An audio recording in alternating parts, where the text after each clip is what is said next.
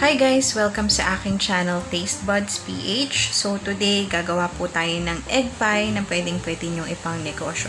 So first is yung crust. Kailangan nyo ng flour, salt,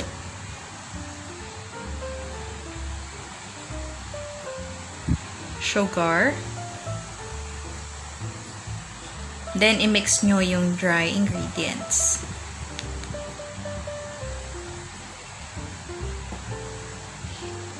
Then, after nyo sila ma-mix, isama nyo na yung water at yung butter or margarine.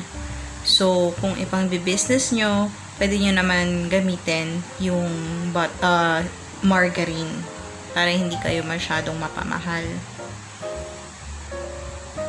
Combine nyo lang lahat ng ingredients. I-mix nyo lang sila hanggang mag-form siya ng dough. Ganyan. So, itong recipe natin ay makakagawa kayo ng 2 egg pie. Kaya yung dough na yan ay i-divide natin sa 2.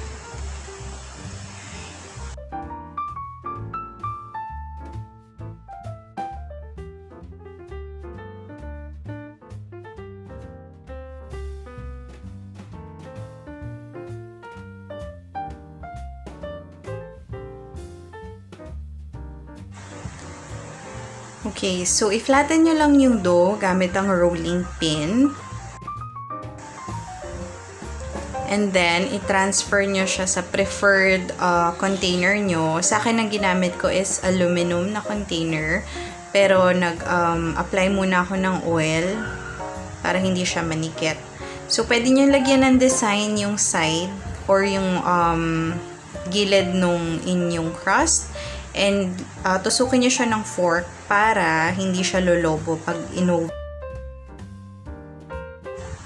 Okay, so let's move on sa ating custard. So, kailangan nyo ng 7 whole eggs plus 2 egg yolks. Kasi yung 2 egg whites, hiniwalay ko kasi kailangan natin yan later. So, i-add nyo na yung water, evaporated milk, vanilla extract, mix lang.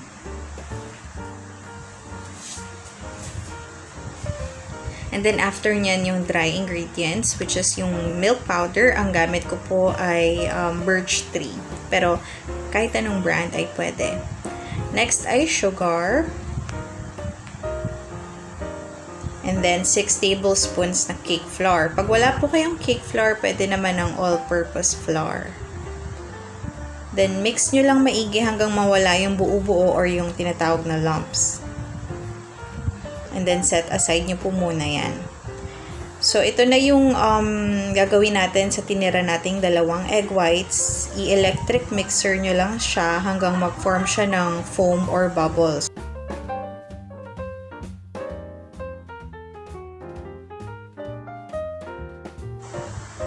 Ayan. So, ayan yung ina-achieve nating consistency.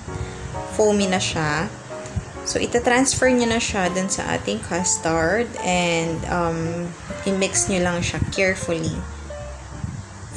Cut and fold yung tamang pag-mix nyan. Kasi yan yung magpapaganda sa inyo pong egg pie. Sa ibabaw ng egg pie nyo. So, careful lang sa pag-mix. Ayan.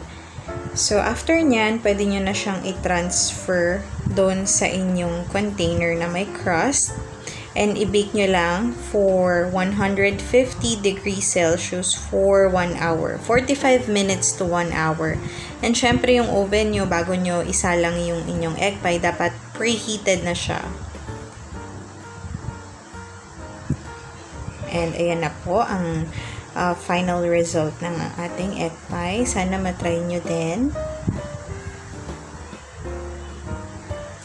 And maraming salamat po sa panonood. Kung di pa po kayo nakasubscribe, please subscribe sa aking channel.